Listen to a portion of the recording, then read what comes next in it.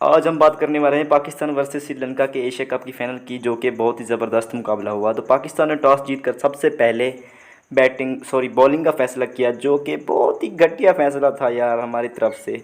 और श्रीलंका टीम एक ऐसी टीम है जिससे हमें हारने पर कोई गम नहीं होता और ना ही कोई खुशी होती है, क्योंकि वो हमारे भाई हैं, क्योंकि उनका दिवालिया हो चुका है, हमारा होने वाला है। लेकिन बात करते हैं हमारे मैच की, तो सबसे पहले हमारे जो पहले के 5-6 ओवर थे उसमें तो हमारे बॉलर ने भाई जम के धुलाई की उनकी।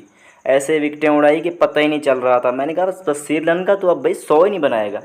लेकिन 5 आउट हुए, 58 स्कोर हुए। लेकिन फिर राजापक्सा साहब आए और हमारी इतनी धुलाई की जितनी साबुन भी साबुन वाले करते हैं, साबुनदानी की, तो इतनी धुलाई हमारी किसी ने नहीं की थी। लेकिन क्या करें, फिर भी हम देखते हैं।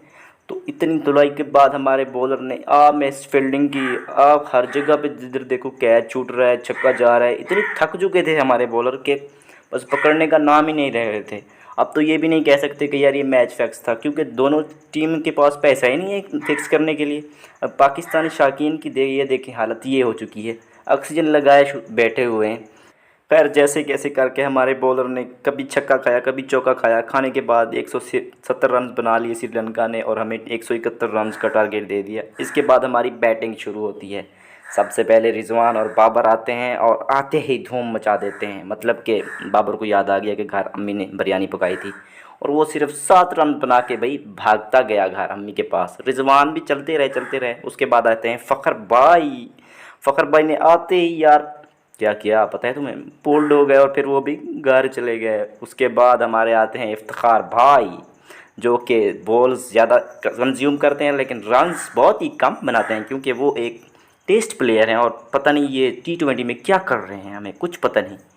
तो वो भी आखिरकार उन्होंने पार्टनरशिप अच्छी दी। लेकिन क्या करें, हमारे जो है ना रिजवान और जो है ना हमारे भाई इफ्तिखार साहब, उन्होंने सोचा कि यार टेस्ट है शायद हम खेल। लेकिन खैर इफ्तिखार भी 1-2 छक्के लगाकर वो भी आउट हो गया। उसके बाद आते हैं हमारे हीरो मोहम्मद नवाज़, जो कि उन्हें पता नहीं पिछली मरतबा कैसे 2-3 छक्के लगा लिए थे।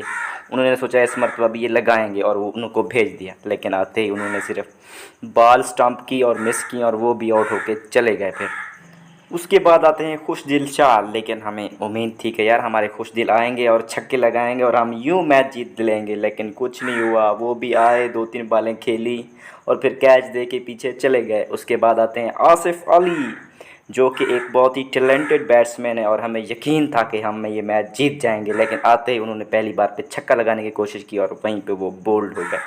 उसके बाद रिजवान ने सोचा यार शायद सब जा रहे हैं, कोई अच्छी चीज़ बनी होगी तो मैं भी जाता हूँ, और वो भी कैच देकर फिर चले गए अपने पवेलियन में।